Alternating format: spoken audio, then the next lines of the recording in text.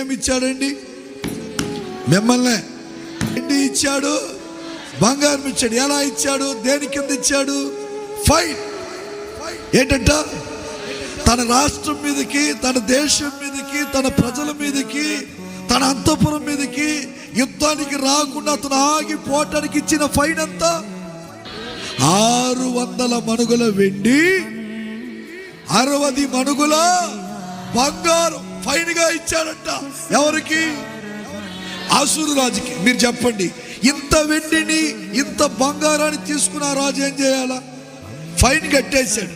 ఇప్పుడు పోలీసు వాడు మన బండి పట్టుకుంటున్నాడు, రోడ్డు మీద హెల్మెట్ లేదని పట్టుకుంటాడు, లైసెన్స్ లేదని పట్టుకుంటాడు, సీటు బెల్ట్ లేదని పట్టుకుంటాడు. పట్టుకొని ఏం చేస్తాడు? ఫైన్ కట్టింది వదిలేస్తారా? వదలట్లేదా? వదిలేస్తారు. అది రాజనీతి. అదేంటి? వాళ్ళకున్న చట్టం. ఫైన్ కడితే వదిలేయాల. ఈ పనికి మాలినోడు ఏం చేశాడంటే, ఎవరు?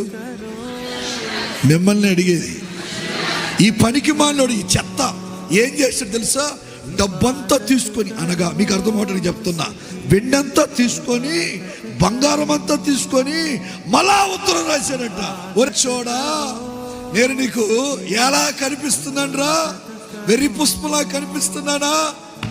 నువ్వు అనుకున్నట్టు వెండి బంగారం తీసుకుని వెళ్ళిపోవటానికి నేను చేతగాడు అని అనుకున్నవారా? వెండి తీసేసుకున్నా, బంగారం తీసేసుకున్నా, ఇదిగో నీ మీదకి యుద్ధానికి వస్తున్నా, జాగ్రత్త. కొన్ని క్షణాల్లో మీరున్న రూపురేఖ తెలియకుండా మిమ్మల్ని సర్వనాశనం చేస్తానని మళ్ళా ఉత్తరం రాసి పంపించారట.